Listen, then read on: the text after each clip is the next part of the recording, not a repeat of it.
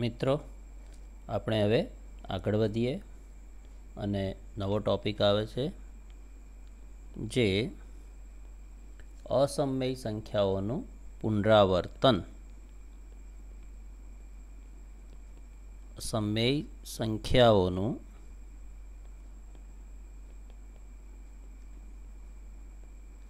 પુનરાવર્તન. પુનરાવર્તન એટલા માટે કારણ કે આપણે ધોરણ 9માં અસમય સંખ્યાઓ અને તેના ગુણધર્મનો અભ્યાસ કર્યો. અસમય સંખ્યાઓને આપણે સંખ્યા રેખા પર દર્શાવતા પણ શીખ્યા. આપણે √2, √3, √5 એવી સંખ્યાઓને સંખ્યા રેખા પર આપણે દર્શાવી પણ ખરી. પાઈ અસમય સંખ્યા છે. પછી -√2 ભાગ્યા √3 હોય એ પણ અસમય સંખ્યા છે. પછી આવી રીતે આપણે 0.10 પછી 110 1110 આ પણ અસમય સંખ્યા થશે. તો આપણે એવું અહીંયા સાબિત કરીએ કે આ √2, √3, √5 અસમય સંખ્યાઓ છે. આપણે સાબિત નહોતું કર્યું, આપણે ખાલી સંખ્યા રેખા પર દર્શાવ્યું હતું અને એના ગુણધર્મો જોયા હતા. તો અહીંયા આ જે √2, √3, √5 એવી સંખ્યાઓ જે છે એ અસમય છે એવું આપણે સાબિત કરીશું. બરાબર? એટલે કે √p જ્યાં p અવિભાજ્ય સંખ્યા એ અસમય છે એવું આપણે સાબિત કરીશું. એ સાબિત કરવા માટે આપણને એક પ્રમેયની જરૂર પડશે. એ પ્રમેય આપણે અહીંયા નોંધીશું. તો p એ અવિભાજ્ય સંખ્યા છે.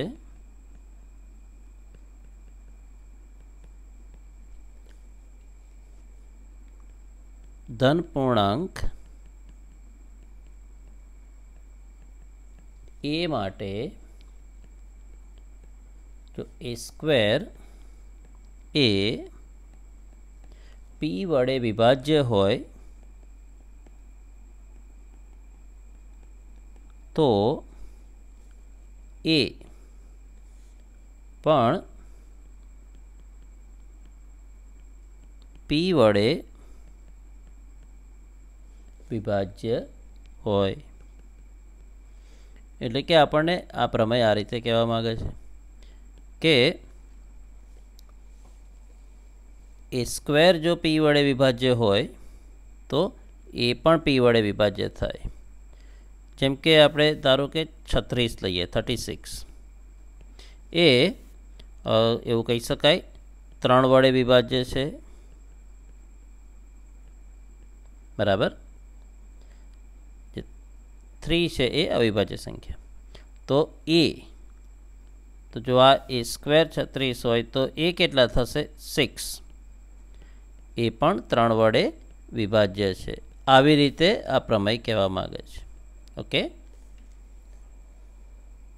ઓકે આપણે હવે આગળ વધીશું. આપણે સાબિત કરીશું √2 એ અસમય છે. આ સાબિત કરવાની એક રીત છે ગણિતમાં જેનું નામ અનિષ્ટાપત્તિ. અનિષ્ટાપત્તિની રીત કહેવામાં આવે છે. એટલે કે અનિષ્ટાપત્તિની રીતમાં આપણે જે સાબિત કરવાનું છે એનાથી ઉલટું ધારી લેવાનું અને પછી ક્યાંક આગળ વધતા વિરોધાભાસ જોવા મળશે. તો આપણે આને સાબિત કરીએ.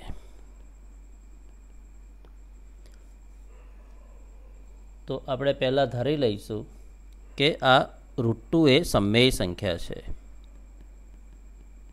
ધારો કે √2 એ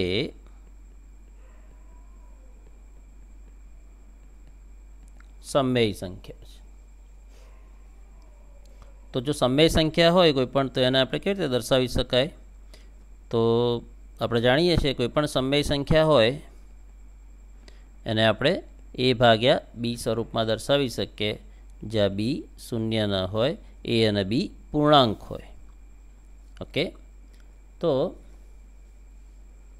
માટે √2 = r ભાગ્યા s એવા પૂર્ણાંકો r અને s છે, અને s આપણે શૂન્ય ના હોય. તો આવા પૂર્ણાંકો આપણને મળે.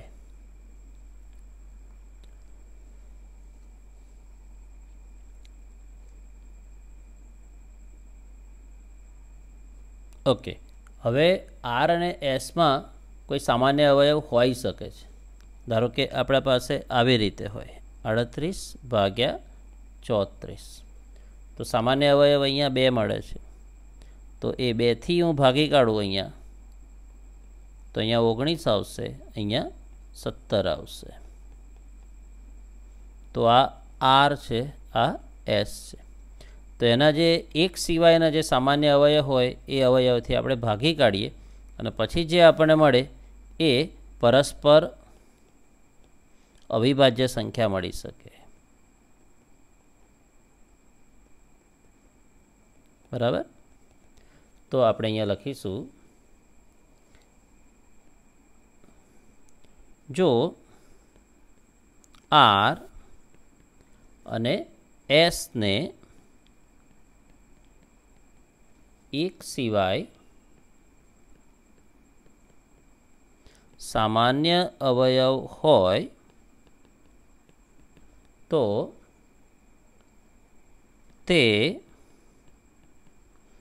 તમામ સામાન્ય અવયવ વડે આર તથા એસને ભાગતા √2 બરાબર a ભાગ્યા b એવું આપણને મળી શકે. પણ હવે a અને b કેવા હોય? એમાં બીજા કોઈ અવયવ સામાન્ય ના હોય, એક સિવાય બીજો કોઈ સામાન્ય ના હોય. અહીં a અને b પરસ્પર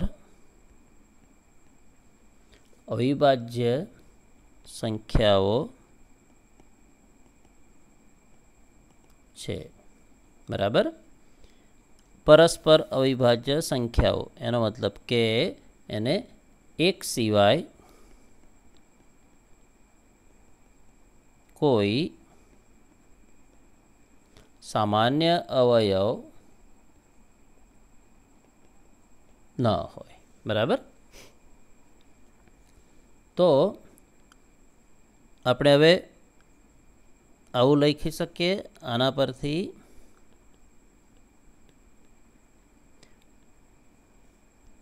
a =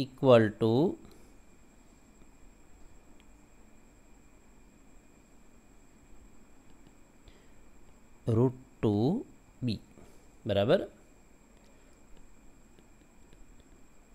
બંને બાજુ વર્ક કરીએ. a² = 2b². આનો મતલબ શું થયો? કે a² જે છે એ 2 વડે વિભાજ્ય છે.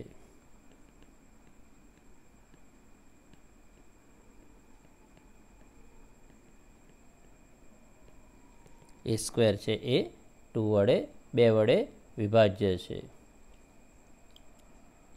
હવે અગાઉ આપણે પ્રમેય જોયું એ રીતે, જો a² એ 2 વડે વિભાજ્ય છે, 2 અવિભાજ્ય સંખ્યા છે, તો એ પણ 2 વડે વિભાજ્ય થાય. ઓકે, માટે એ પણ 2 વડે વિભાજ્ય થશે. હવે એ 2 વડે વિભાજ્ય હોય તો એને આપણે આવું લખી શકાય 2c જ્યાં સી કોઈ પૂર્ણાંક હોય. બરાબર.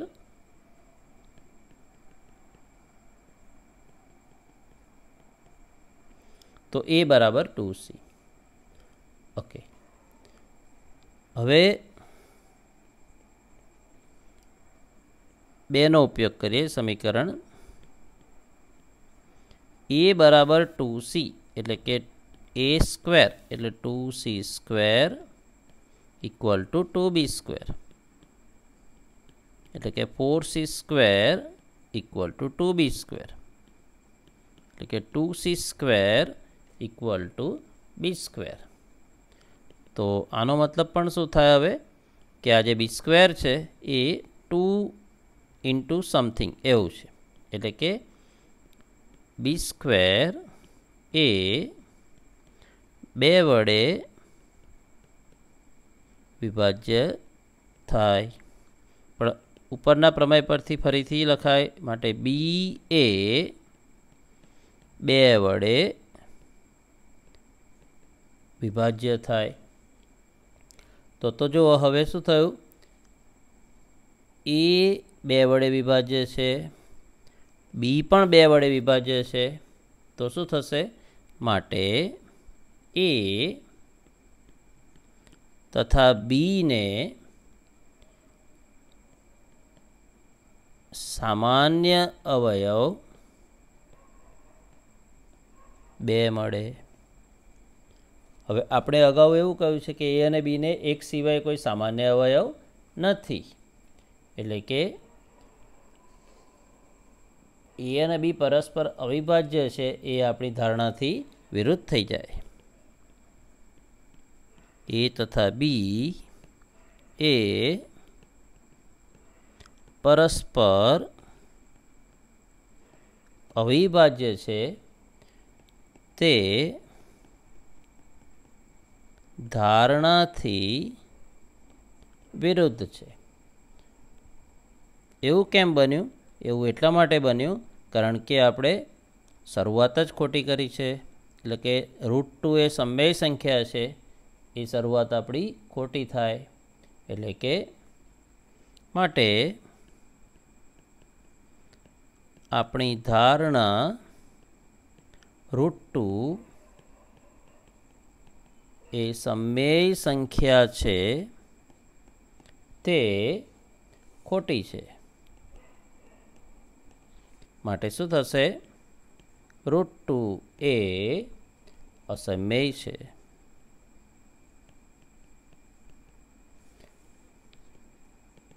ઓકે, અહીંયા પ્રમેય પૂરો થાય.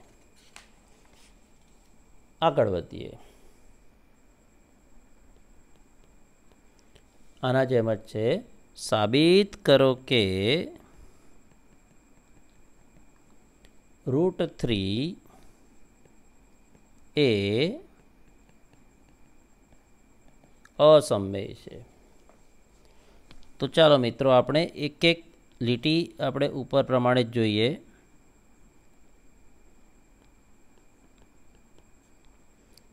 ચાલો, પહેલી લીટી આપણે કઈ આવી, √2 એ અસમમેય છે. તો આપણે શું ધાર્યું, √2 એ સમમેય છે. તો અહીંયા પણ આપણે એ જ રીતે કરીએ.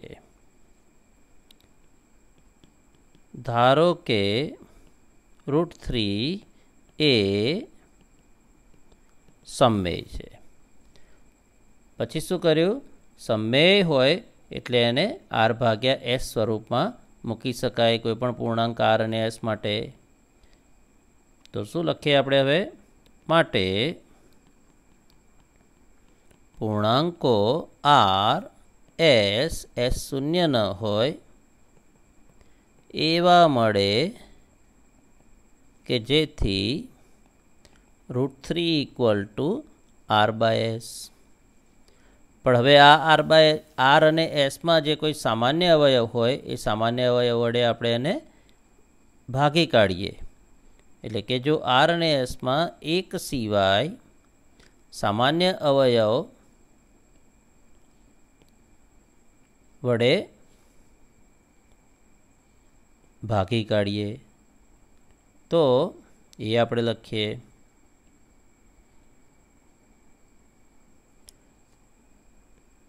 જો આર તથા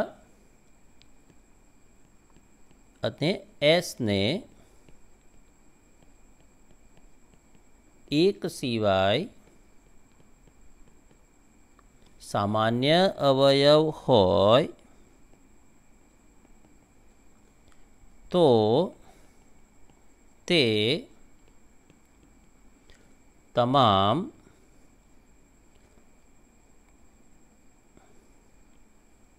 સામાન્ય અવયવ વડે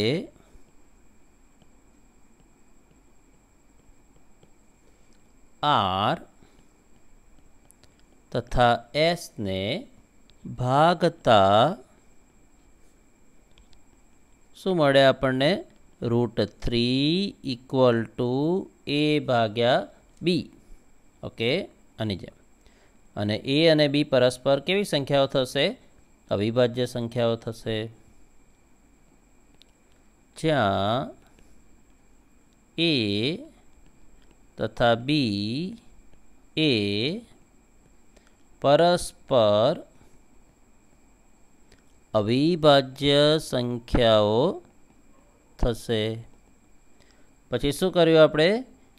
a = √2b. તો અહીંયા શું લખીશું? a = √3b. પછી બંને બાજુ વર્ગ કરીએ તો a² = 3b². આનો મતલબ કે a² એ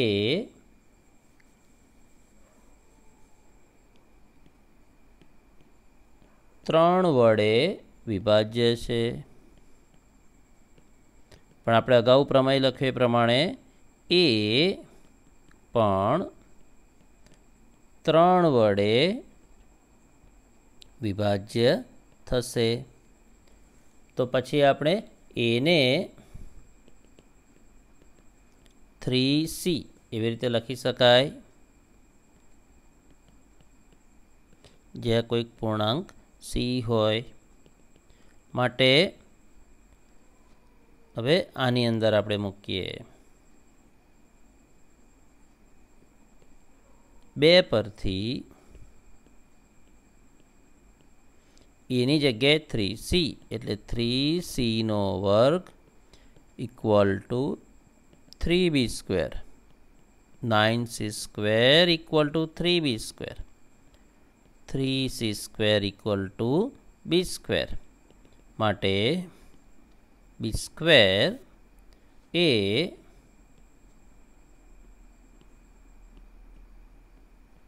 3 વડે વિભાજ્ય છે. માટે ફરીથી જે પ્રમેય છે એ રીતે બી પણ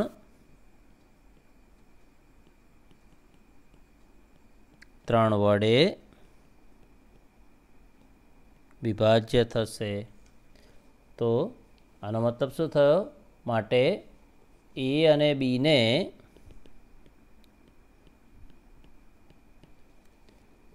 સામાન્ય અવયવ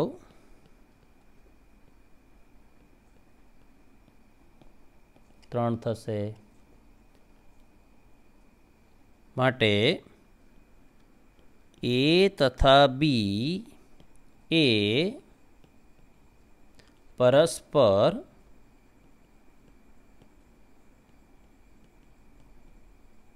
અવિભાજ્ય છે તે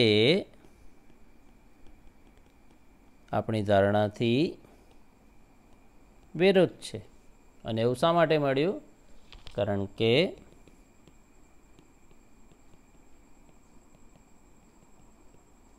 √3 સમમેય છે. એ કેવી થશે? આપણી ધારણા ખોટી થશે. માટે √3 અસમમેય છે. એક જ પ્રકારના દાખલાઓ છે. હજી એક લઈ લઈએ સ્વાધ્યાયમાં. સ્વાધ્યાય 1.3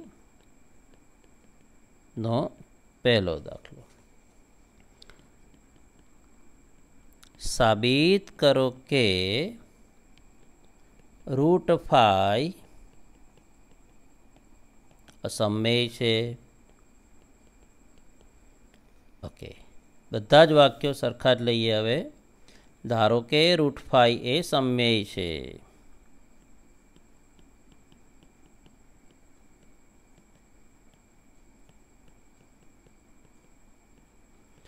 તો શું લખી શકાય?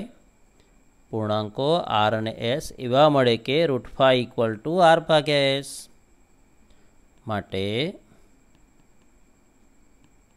પૂર્ણાંકો આર એસ એસ શૂન્યેતર હોય